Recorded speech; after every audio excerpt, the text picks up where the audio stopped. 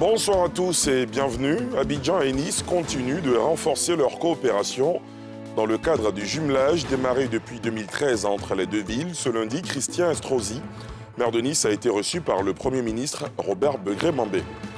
C'est parti pour le dernier virage de l'année 2024, le mois de décembre qui rime avec de grandes affluences sur les routes, donc un risque élevé d'accident. Pour prévenir tout drame, la police nationale et le ministère des Transports ont lancé ce lundi l'opération Épervier sur nos routes. Et puis la Côte d'Ivoire est présente à Riyad en Arabie Saoudite pour prendre part à la COP16 consacrée à la lutte contre la désertification. L'événement rassemble à nouveau la communauté internationale en vue d'inverser la dégradation des terres et renforcer leur résilience face aux sécheresses. Il y a 11 ans, les villes d'Abidjan en Côte d'Ivoire et Nice en France signaient un accord marquant leur jumelage. Aujourd'hui encore, la coopération entre les deux villes se poursuit. Ce lundi, Christian Estrosi, maire de Nice, a été reçu par le Premier ministre Robert Begré-Mambé, alors gouverneur du district d'Abidjan, avec qui il avait jeté les bases de cette coopération. Les précisions de Nadia Edja et Chèque Bleu. La santé, l'enseignement supérieur et la transition écologique sont des questions au cœur de l'audience accordée par le Premier ministre Robert Begré-Mambé au maire de la ville de Nice en France. Entre ces deux personnalités, c'est une amitié de longue date qui a conduit en 2013 au jumelage des villes de Nice et d'Abidjan, alors que l'actuel Premier ministre occupait la fonction de gouverneur du district. Depuis, nous n'avons cessé de faire prospérer, avec désormais Monsieur le Premier ministre, cette relation. Et j'ai beaucoup appris d'Abidjan. Et je veux remercier Monsieur le Premier ministre parce que j'ai fait des choses à Nice que m'a appris Abidjan. Et en même temps, nous avons apporté à Abidjan notre expertise et qui, sans doute, lorsque je vois la transformation d'Abidjan comme la transformation de Nice, ont certaines similitudes. Avant de rencontrer le Premier ministre, le maire de Nice avait été reçu par l'actuel ministre-gouverneur d'Abidjan, Cissé Ibrahima Bakongo. Occasion saisie pour une réunion de travail qui a abouti à 2 conventions entre, d'une part, le centre hospitalier universitaire de Nice et celui de Cocody, et d'autre part, l'agence d'urbanisme azuréenne et l'agence d'urbanisme et de prospective d'Abidjan. Nous allons pouvoir faire un travail avec des météorologues, des géographes, des urbanistes, face à cette inquiétude de nos populations grandissantes, la montée des eaux, la protection de la biodiversité. Donc voilà, j'ai voulu que nous franchissions aujourd'hui une étape de plus. Je sais qu'Abidjan en avait la volonté. Abidjan est une ville qu'il connaît. Malheureusement, Abidjan est sous le poids d'une urbanisation pas très bien maîtrisée. Nous avons demandé à monsieur le maire de nous assister au plan technique, au plan de la réflexion stratégique, donc dans cette œuvre que nous essayons donc d'abattre ici. Ces conventions sont la continuité du projet de jumelage démarré avec l'ancien gouverneur du district d'Abidjan. Elles concernent 6 points que sont la gestion urbaine, la préservation de l'environnement, l'intégration numérique, l'organisation de grands événements, la gestion des infrastructures et la dynamisation des échanges économiques. La Côte d'Ivoire est présente à Riyad en Arabie Saoudite pour prendre part à la COP16 consacrée à la lutte contre la désertification. L'événement rassemble à nouveau la communauté internationale en vue d'inverser la dégradation des terres et renforcer leur résilience face aux sécheresses. La présidente du Sénat ivoirien, Kandia Camara, ainsi que Alain Richard Donvaï, président de la COP15 de la Convention des Nations Unies sur la lutte contre la désertification et la sécheresse, prennent part à ce grand rendez-vous international, comme nous le montre Cheikh Raïs. La lutte contre la désertification mobilise une fois de plus la communauté internationale. La COP16, 16e conférence des parties de la Convention des Nations Unies sur la lutte contre la désertification, s'ouvre ce 2 décembre à Riyad, en Arabie Saoudite, et se poursuivra jusqu'au 13 décembre 2024. La Côte d'Ivoire, représentée par une forte délégation, conduite par la présidente du Sénat, Mme Kandia Camara, entend y faire entendre sa voix. Placée sous le thème « Notre terre, notre avenir », cette rencontre ambitionne d'accélérer les efforts pour restaurer les terres dégradées et renforcer la résilience face aux sécheresses. We found ourselves caught in a vicious cycle that we must break.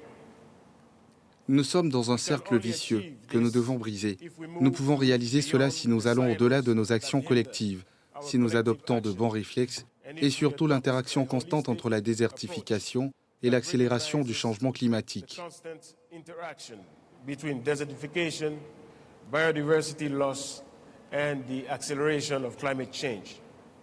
Cette COP16 marque également le 30e anniversaire de la Convention, symbole d'un combat de longue haleine. Une lutte dans laquelle la Côte d'Ivoire, hôte de la COP15 en mai 2022, reste pleinement engagée, affirmant une fois encore son rôle moteur pour l'avenir de notre planète. À Riyad, les regards sont désormais tournés vers les engagements concrets et les résultats à venir, car, comme le rappelle l'urgence climatique, il n'y a pas de temps à perdre pour sauver nos terres et donc notre avenir. Plus que 29 jours avant que l'année 2024 ne s'estompe définitivement, le mois de décembre, qui rime avec de grandes affluences sur les routes, présente régulièrement un risque élevé d'accident. Pour prévenir tout drame, la police nationale et le ministère des Transports ont lancé ce lundi l'opération Épervier sur nos routes. Témoins Mardoché Kwasi et Eric Kimou. Préfecture de police d'Abidjan-Plateau ce lundi matin, en présence du premier responsable de cette institution et du directeur général des transports terrestres et de la circulation, le commissaire principal Apollinaire Bazier fait le point du dispositif mis en place depuis 6h30 pour traquer les véhicules qui circulent sans attestation de visite technique et assurance à jour. Sur le terrain, 310 agents de police, issus de plusieurs unités, sont à pied d'œuvre pour des contrôles renforcés. Prochainement, quand vous levez votre véhicule et que vous allez, dès que vous êtes au volant, vous laissez carrément le téléphone. Vous gardez sur le bas-côté. Si vous devrez manipuler le téléphone, vous gardez sur le bas-côté, vous faites votre appel et puis vous continuez. Cette opération de contrôle de grande envergure, qui s'étend à toute l'étendue du territoire national, réjouit les usagers. Ce mois de décembre, c'est un mois où les débits d'alcool vont augmenter et les gens certainement vont avoir des comportements un peu irresponsables. Il est opportun tout de suite de commencer à sensibiliser la population pour amoindrir ou pour réduire les risques d'accidents de la route et tous ces corollaires de décès qu'on peut avoir associés à cela. On tend vers la fin d'année, donc il faudrait que les contrôles se renforcent pour quand même avoir la main mise sur les petits fraudeurs. À la mi-journée, de ce premier jour de l'opération, 116 véhicules avaient déjà été saisis pour défaut d'attestation de visite technique et d'assurance. Un bilan qui dénote de l'engagement et de la détermination des hommes du commissariat Okolo-Roger déployés sur l'ensemble du district d'Abidjan. Cette opération va aller crescendo. Nous contrôlons dans un premier temps les attestations d'assurance et les visites techniques pour ensuite remonter aux véhicules qui circulent sans plaque d'immatriculation ou avec des plaques fantaisistes. L'opération va s'étendre également aux engins à 2 et 3 roues. Donc nous recommandons à tous de se mettre en règle. Soit vous êtes en règle et vous circulez, ou vous n'êtes pas en règle et vous garez le temps de vous mettre à jour. Cette opération est organisée en collaboration avec le ministère des Transports, qui a tenu à apporter son appui. Nous avons eu des séances de sensibilisation. On a des opérateurs techniques que nous avons activés, notamment les opérateurs de visite technique. Et puis, on a l'association des assurés de Côte d'Ivoire que nous avons aussi actionné. On a aussi un opérateur technique qui est en charge de la vidéo-verbalisation, qui a mis en place des conditions pour pouvoir faciliter le paiement des amendes. L'opération Épervier sur nos routes est un dispositif d'appui à la lutte contre l'incivisme sur nos routes qui va durer le temps nécessaire pour amener l'ordre à la discipline et réduire par ricochet le nombre d'accidents mortels sur nos routes. Un mot sur le Salon international des ressources extractives et énergétiques qui a refermé ses portes hier au parc des expositions de Port-Bouët après 5 journées d'intenses travaux et d'exposition du savoir-faire du secteur mines, pétrole et énergie en Côte d'Ivoire. Au terme du salon, on enregistre plusieurs contrats d'investissement signés pour une valeur estimée à près de 4 000 milliards de francs CFA, comme nous le montre Pierre-Di Pomelin et Chèque Bleu. Le CIREX 2024 a enregistré 320 exposants, 2200 participants professionnels, 25 000 visiteurs, 4 000 milliards de contrats d'investissement signés et 134 médias nationaux et internationaux. Le ministre Sangafoa Coulibaly ne pouvait pas espérer mieux, lui qui fixait ses objectifs au bout de plusieurs éditions. Cet objectif est atteint dès la première édition. Or, nous envisageons cet objectif au fil des éditions. Pouvait-il en être autrement quand on bénéficie du leadership éclairé de son Excellence M. Alassane Ouattara, président de la République de Côte d'Ivoire? Satisfaction et fierté partagées par le Premier ministre ivoirien. Cette réussite ne doit pas nous faire oublier les efforts nécessaires pour renforcer davantage l'impact de nos initiatives en favorisant notamment le développement du contenu local et l'industrialisation inclusive. La cérémonie de clôture du CIREX a été l'occasion de dévoiler les lauréats du concours hackathon, mais aussi distinguer les acteurs locaux qui ont impacté positivement le secteur des mines, du pétrole et de l'énergie. Après tant d'années, c'est la reconnaissance de l'État envers ma petite personne, c'est vraiment l'aboutissement du grand travail. Et je remercie le chef de l'État de m'avoir accordé cette médaille, surtout par rapport à tous mes collaborateurs. Ça va encourager d'autres personnes à faire exactement la même chose.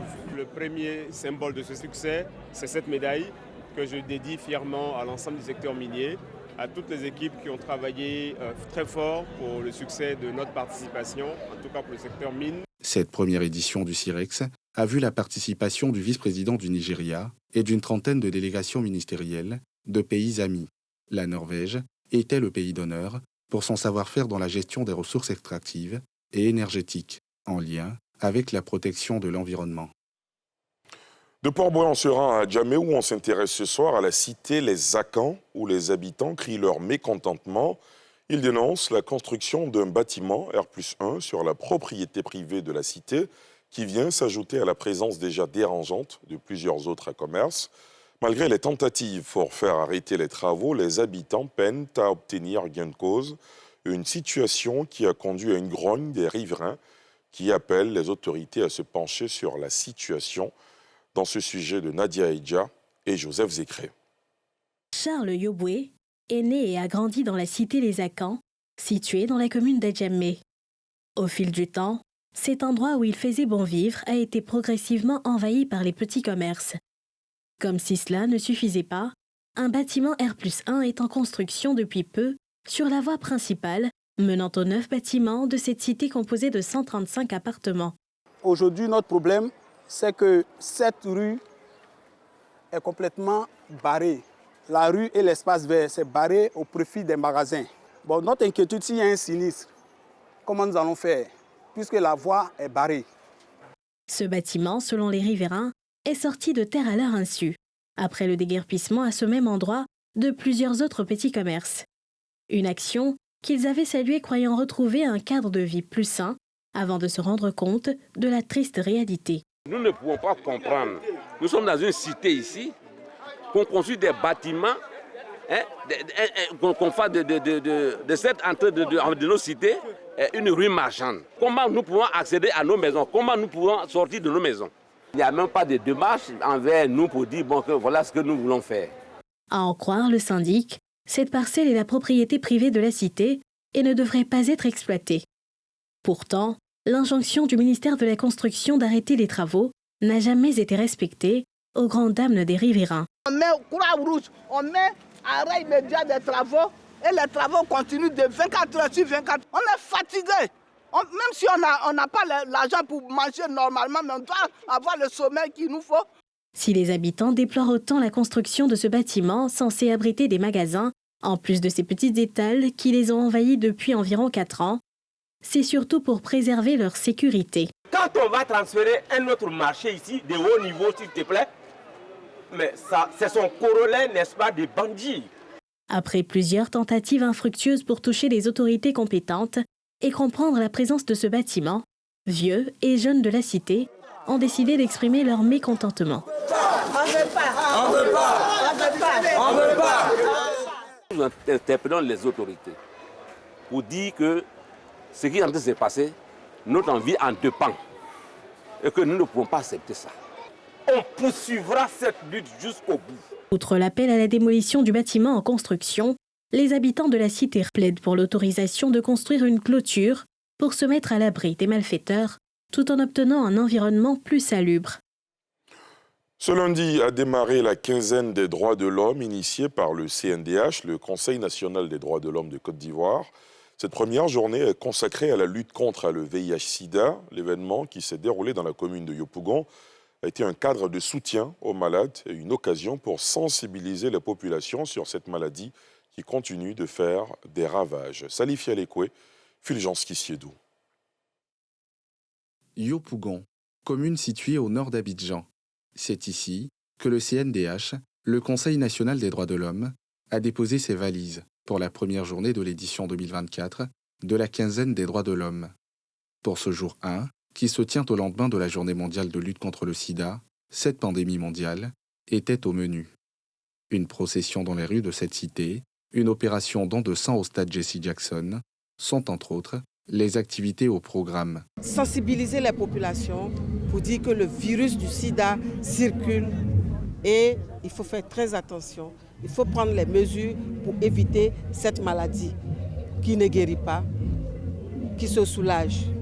Cette journée également a été couplée par un don de sang que nous avons fait avec le centre de transfusion sanguine parce que nous nous sommes dit c'est bien de sensibiliser sur les questions de VIH, mais c'est une question aussi de santé. Suivant le chemin des droits est le thème choisi par les Nations Unies. Une exhortation à intégrer davantage les droits de l'homme dans les stratégies de lutte contre la maladie. La réponse au VIH a vraiment évolué. Avant, on n'avait pas les traitements. Aujourd'hui, on a les traitements et ces traitements-là ont permis de soulever beaucoup d'espoir au niveau des populations.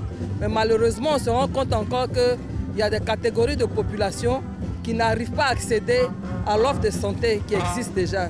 Et pour cela, on s'est dit que les études qui ont été faites ont montré qu'il faut aussi prendre en compte l'individu dans son entièreté.